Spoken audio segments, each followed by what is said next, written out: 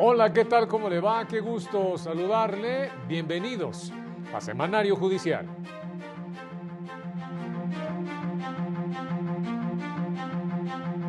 La Corte determinó que disposición que sanciona el delito de violación a la intimidad sexual en Sinaloa es constitucional. La primera sala de la Corte declaró válidas disposiciones que regulan el registro de deudores alimentarios morosos de Yucatán. El ministro Lainez Potisek advierte riesgos de retroceso en mecanismos de defensa de derechos con las recientes reformas constitucionales. La Cumbre Judicial Iberoamericana aseguró que los jueces solo deben someterse al imperio de la ley, nunca al poder político.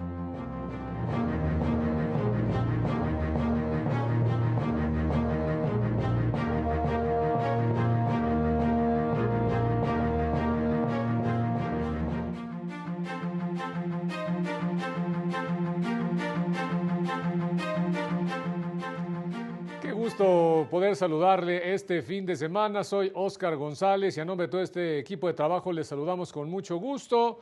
Le daremos cuenta, como siempre, de las sentencias más relevantes, por supuesto, de la Suprema Corte en pleno y salas, así como de las decisiones más importantes del Tribunal Electoral y de órganos jurisdiccionales a nivel federal. Eusiri Rostro en la interpretación en lengua de señas mexicana. Vámonos con toda la información.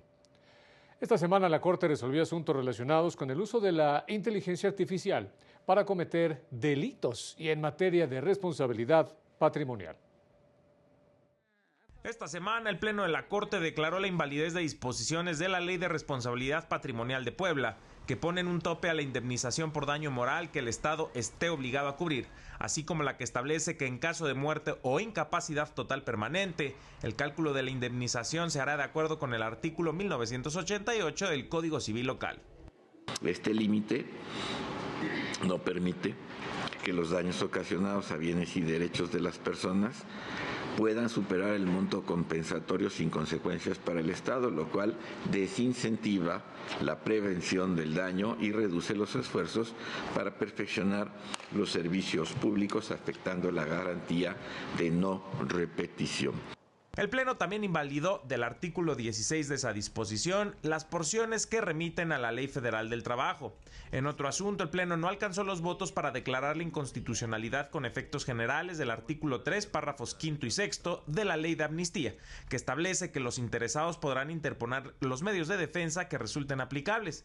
Ya la primera sala de la Corte determinó que la norma no prevé de manera clara ni precisa los medios de defensa que resultan aplicables para que la persona interesada controvierta la negativa de la Comisión de Amnistía de otorgar el beneficio correspondiente, por lo que el criterio de la sala sigue vigente. Sin embargo, la disposición no será eliminada.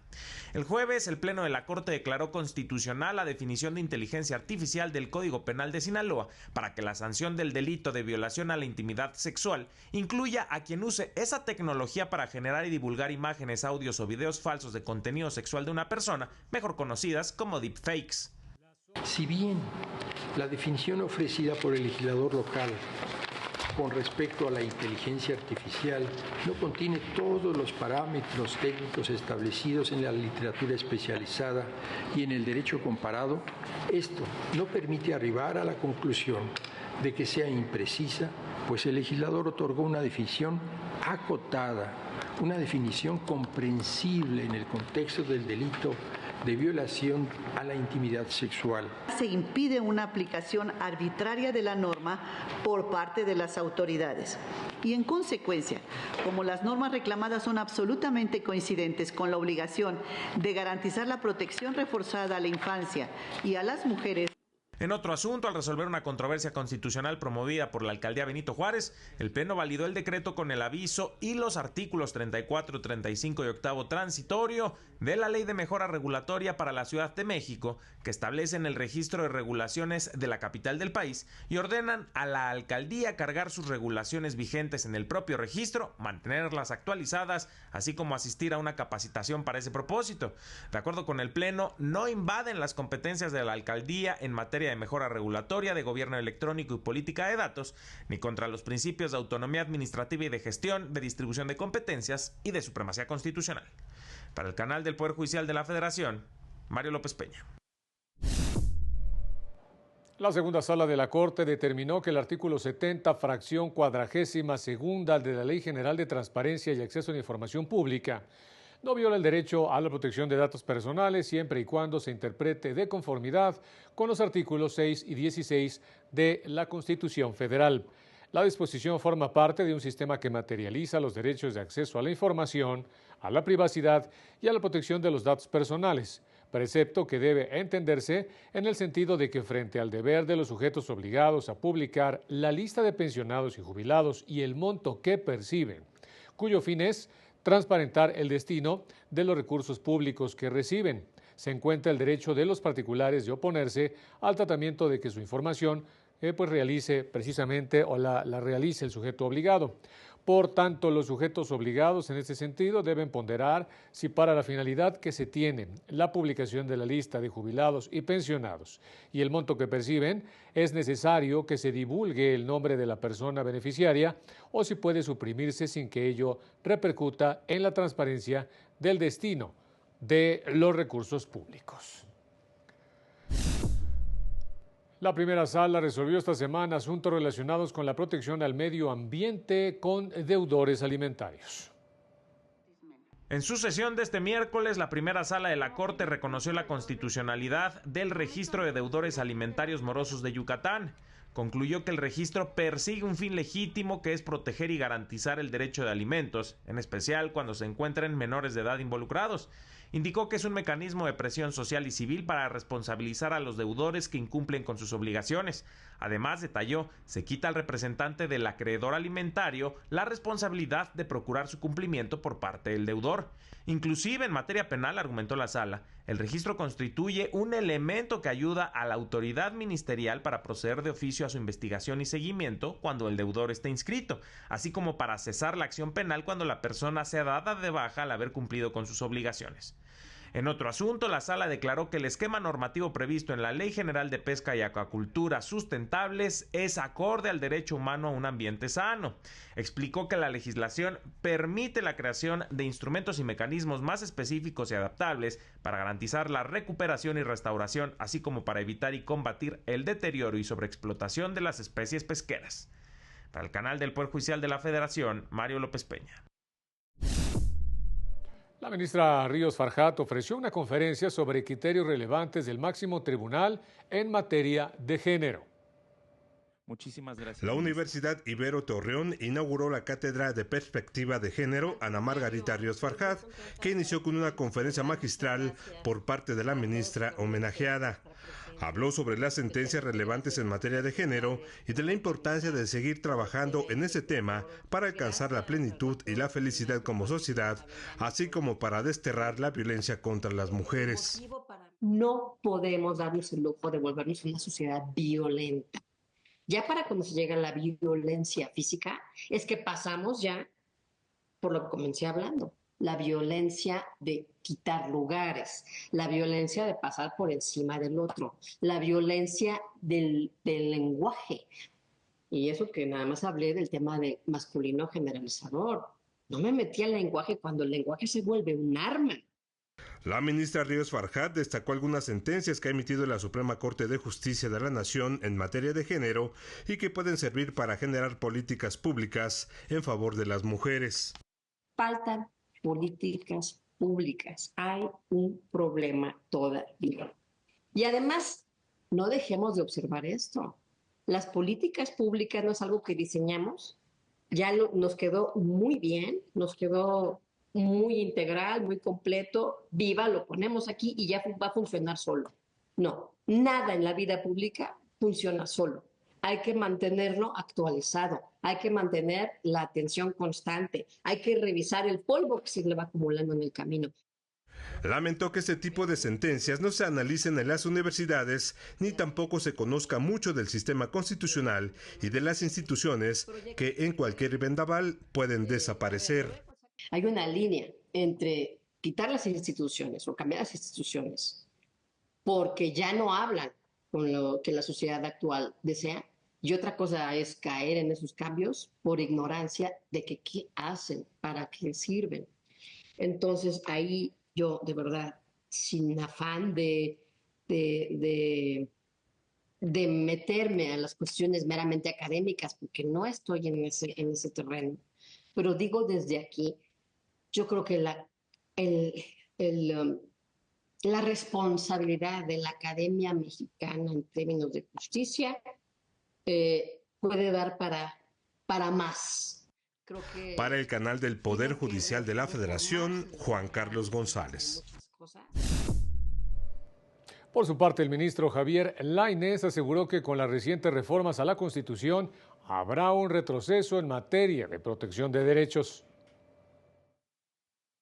La protección de derechos económicos, sociales, culturales y ambientales estará en mayor riesgo si se pierde la autonomía y la independencia de las personas impartidoras de justicia. Esto lo aseguró el ministro Javier Lainez Potisek en conferencia impartida en el Centro de Ciencias de la Complejidad de la UNAM. Cuando se emite una sentencia en ese sentido, vas a pegarle más a la política pública. O sea, generalmente no le van a gustar mucho a la autoridad. Este interés abierto va a confrontarse más con el poder político. Esa es una realidad. Eso sí es cierto que así es, ¿no?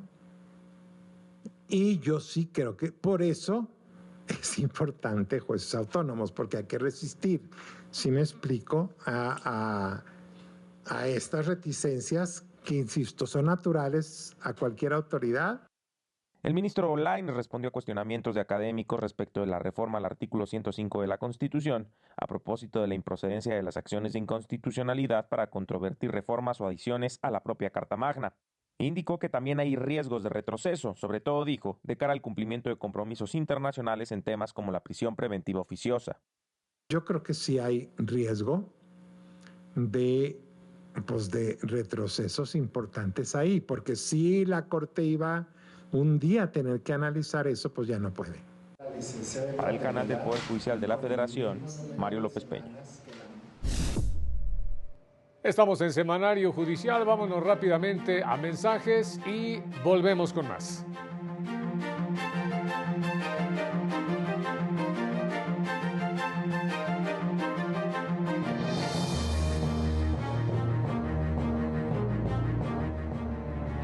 Al regresar, celebran publicación del Programa Nacional para Prevenir y Combatir la Tortura.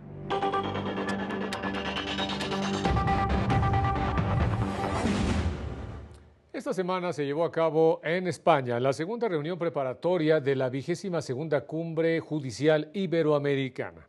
En la jornada inaugural se llamó a fortalecer la colaboración de los poderes judiciales iberoamericanos para contrarrestar los ataques que pretenden deslegitimar precisamente su actuación y también socavar su independencia, se indicó. En un contexto internacional convulso en el que por algunos se pone en tela de juicio la legitimidad de las instituciones y en concreto la acción de la justicia, que es la base del Estado de Derecho, la Cumbre Judicial Iberoamericana viene a reforzar los valores de defensa de la democracia que requiere una justicia transparente, de calidad y sobre todo una justicia independiente. En el encuentro se avanzó en los acuerdos y programas que se aprobarán en la cumbre a celebrarse precisamente allá en República Dominicana, y se habló también de la necesidad de contar con sistemas de justicia eficientes y cercanos a la gente. Contribuirían mucho a fijar aquellas opiniones o prioridades compartidas y ciertamente para hacernos cargo de los diversos desafíos que hoy día existen, como son precisamente la cooperación judicial, la delincuencia transnacional, los fenómenos de digitalización, el impacto que está teniendo en todas nuestras actividades, no es así, la inteligencia artificial. En este contexto, el papel de la justicia es más relevante que nunca. La independencia judicial, la confianza en las instituciones y la protección de los derechos fundamentales son los pilares sobre los cuales debemos construir nuestras respuestas.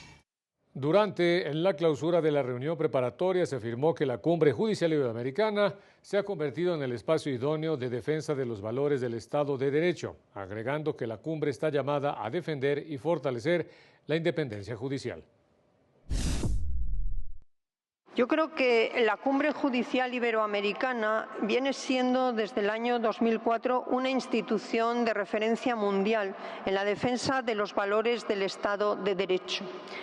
Está llamada a defender un poder judicial fuerte, un poder compuesto de jueces independientes que únicamente estén sometidos al imperio de la ley y jamás al poder político. Ese es nuestro objetivo y desde luego yo creo que esa debe ser nuestra bandera. A petición de Perú, en la próxima cumbre a celebrarse del 14 al 16 de mayo en República Dominicana, se realizará un pronunciamiento reconociendo que en la mayoría de países se encuentra comprometida y afectada la independencia judicial, además de que se creará una comisión que vele y defienda esta prerrogativa. En este espacio, Jacqueline Martínez Uriarte, del Consejo de la Judicatura Federal, habló de los avances del sistema de estadística judicial iberoamericano y destacó que el uso de las tecnologías permite acercar la justicia a la gente, reducir costos y agilizar los procedimientos judiciales en diversas materias. La tecnología aplicada para o en los juzgados y tribunales es un hecho a nivel iberoamericano, pero que nos falta mucho por, lograr más eficiencia a través de la planeación y de la previsión de herramientas tecnológicas que nos puedan seguir apoyando. Por su parte, la directora de Relaciones Institucionales de la Suprema Corte, Denise Lara, explicó el micrositio con jurisprudencia de tribunales iberoamericanos en materia de derechos económicos, sociales, culturales y ambientales. En esta reunión también participaron el ministro Jorge Mario Pardo Rebolledo y la consejera de la Judicatura Federal, Lilia Mónica López Benítez. Durante un seminario se explicó que en materia laboral, casos relacionados con personas de la diversidad sexual deben resolverse con perspectiva diferenciada e interseccionalidad. Los derechos laborales en Colombia son susceptibles de protección a través de la acción de tutela, siempre que sea demostrable una afectación severa. Así lo dio a conocer la académica de la Universidad de Colombia, Natalie Castellanos Morales, durante el seminario permanente sobre derecho al trabajo y reforma laboral, organizado por el Centro de Estudios Constitucionales de la Suprema Corte. Su explicación la centró en el caso del despido injustificado de una mujer transgénero, que en el proceso ordinario, las y los jueces mostraron deficiencias al no asumir una perspectiva diferenciada y un enfoque interseccional. Esos sujetos, por supuesto, deben ser considerados de una manera distinta a la forma en la que se consideran los sujetos del promedio, porque han sido históricamente discriminados, históricamente marginados y porque el sistema jurídico no ha sido construido pensando en esas categorías de sujetos. Al llegar el caso a la Corte, el tribunal resolvió a favor de la mujer transgénero.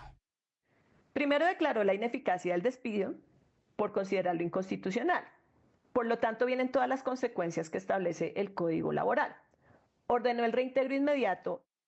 También ordenó al Consejo Superior de la Judicatura capacitar a los jueces sobre los derechos de las personas con identidades de género y sexuales diversas y difundir el fallo para que fuera conocido por todo el Poder Judicial del país.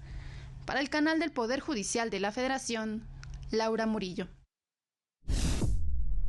Y el Tribunal Federal Laboral de Asuntos Individuales con residencia en Zapopan, Jalisco, ordenó a Petróleos Mexicanos reinstalar a un trabajador al estimar que su despido fue injustificado. Al afectado se le negó el apoyo solicitado al sindicato y a la parte patronal para recibir atención médica para atender sus adicciones, con lo que se violaron sus derechos laborales, porque las condiciones laborales prevén este tipo de ayuda, precisamente. En la investigación que se abrió en contra del trabajador que llevó a su despido, nunca fue asistido por un abogado, violando su derecho a una defensa adecuada, y Pemex desechó la petición de apoyo médico. Por estas razones, dejó sin efectos el despido. Además, se ordenó a Pemex pagar de manera íntegra el salario desde que fue despedido hasta que sea rehabilitado por completo y reinstalado en su empleo ordinario. En el Colegio Nacional se habló de los beneficios y riesgos que implica el uso de la inteligencia artificial en ramas como el derecho. Ante el avance de la inteligencia artificial, es necesario que nos ocupemos más por generar contenido para alimentarla en lugar de solo consumirla. Fue el punto central de debate durante una conferencia en el Colegio Nacional. Participó el ministro en retiro, José Ramón Cosío Díaz, quien destacó que en áreas como el derecho se vislumbra un reto hacia la impartición de justicia que debe atenderse desde la formación, ante la idea de que en un futuro las personas juzgadoras pudieran ser reemplazadas por máquinas. La sociedad se comportan tan mal los jueces, son tan poco empáticos, son tan corruptos, son tan tontos, que yo prefiero que me juzgue una máquina a sabiendas de que tiene varios problemas. Yo creo que este es el verdadero reto del asunto. Sostuvieron que si bien la inteligencia artificial es altamente funcional, ya que puede acortar plazos enormes del conocimiento, es momento de que la usemos con responsabilidad social, a fin de evitar sesgos que generen discriminación. Es decir, nosotros mismos empezar a cambiar los protocolos que tiene la inteligencia artificial. Si le pedimos descríbeme un hombre feliz y me lo describe como blanco, nosotros mismos le podemos decir los hombres felices no importa el color de piel, ¿sí? Entonces, de manera tal que la propia inteligencia artificial vaya aprendiendo estos estándares humanistas que se requieren.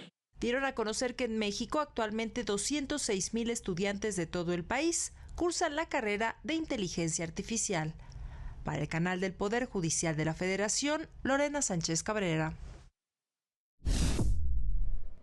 La Defensoría Pública Federal celebró la publicación del Programa Nacional para Prevenir y Sancionar la Tortura y precisó que este tipo de guías ayudan a definir la política pública para combatir este delito y reparar el daño a las víctimas. Indicó que la implementación de dicho programa resulta fundamental en un contexto en el que la Defensoría Pública Federal continúa documentando la persistencia de la tortura, la omisión de investigar los hechos y de reparar el daño a las víctimas. Calificó de preocupante que el plan establezca sanciones administrativas para juzgadores y defensores que no denuncien actos de tortura, sin que se prevea un trato similar para ministerios públicos, autoridades penitenciarias y médicos legistas. En el 33% de los casos denunciados, los probables responsables son autoridades federales y en 8.3 autoridades penitenciarias. Añade que la Fiscalía no utiliza como herramienta de investigación la información del Registro Nacional del Delito de Tortura y llama la atención de que solo continúen, indica, en trámite 15 procesos penales porque este delito o por este delito y que en la mayoría de los casos, y en la mayoría, digamos, de las denuncias, se determine el no ejercicio de la acción penal. Por segunda semana consecutiva, trabajadores de la Defensoría Pública Federal pidieron a la Judicatura no afectar sus prestaciones como consecuencia del recorte presupuestal.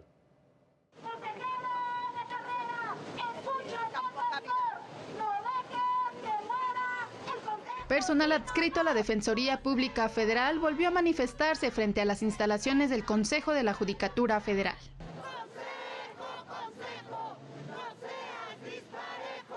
Reiteraron afectaciones a sus derechos laborales y tratos discriminatorios respecto a reducción de prestaciones en comparación con el resto del personal del Consejo de la Judicatura Federal.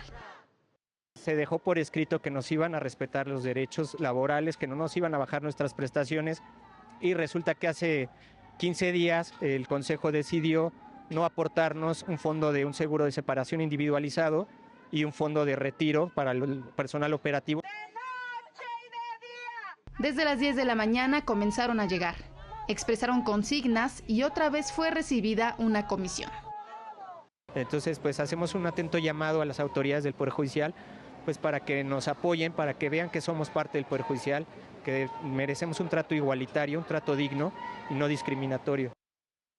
La protesta fue replicada en todas las delegaciones a nivel nacional y las y los trabajadores consideran presentar un amparo en caso de que no sean atendidas sus peticiones. Señalaron que también han recurrido al Congreso de la Unión para plantear sus inconformidades.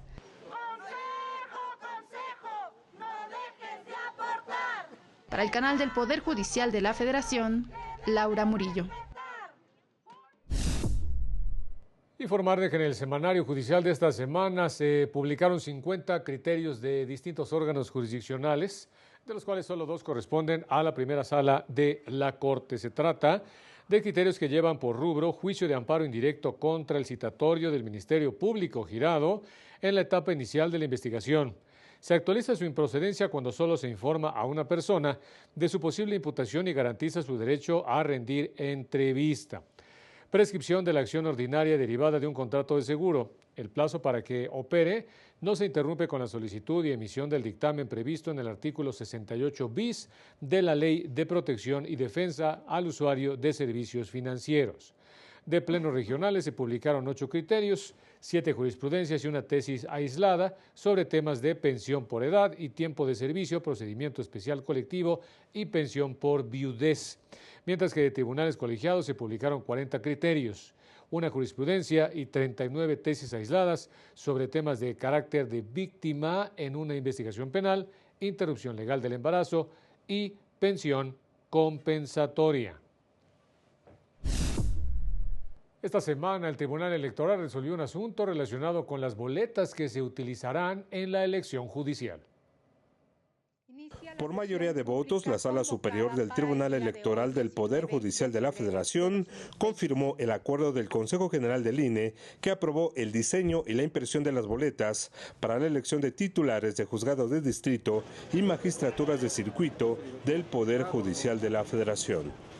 La magistrada presidenta Mónica Aralí Soto Fregoso y el magistrado Felipe de la Mata Pizaña acompañaron el proyecto de su compañero Felipe Alfredo Fuentes Barrera al considerar infundados e inoperantes los conceptos de agravio hechos valer en 5 de los juicios que se presentaron contra el acuerdo. Yo estaría con el proyecto, no sin antes decir, como ya lo he dicho, que pues bueno, también pudiera ser que para mí hubiera un mejor diseño, pero en este caso creo que la decisión de estos 8 consejeros y consejeras pues nos da una confianza. He escuchado con mucha atención las intervenciones de la magistrada Tala y el magistrado Rodríguez. Sin embargo, yo sostendré el criterio que les he propuesto, porque en este sentido debemos atender al 10º transitorio también de la Constitución, donde se prevé el diseño. La magistrada Yanino Tálara Malasí y el magistrado Reyes Rodríguez Mondragón votaron en contra del proyecto al considerar que las boletas no facilitarán la votación el próximo 1 de junio. En mi criterio, las boletas aprobadas para estas elecciones, para estos cargos, son en efecto confusas y no comparto la conclusión del proyecto, por lo que estimo que sí podrían conducir al error de la ciudadanía. El hecho de agregar la complejidad de seguir un color hace más difícil, ¿no?, para el votante correlacionar su elección, su preferencia con un color. Si se ordenan por especialidad, por orden alfabético, no es necesario buscar en qué color está cada una de las candidaturas. En la sentencia se ordenó al INE emitir criterios aplicables al escrutinio y cómputo de la votación, en el que determine con claridad lo concerniente a la validez o nulidad de los votos. Para el canal del Poder Judicial de la Federación, Juan Carlos González.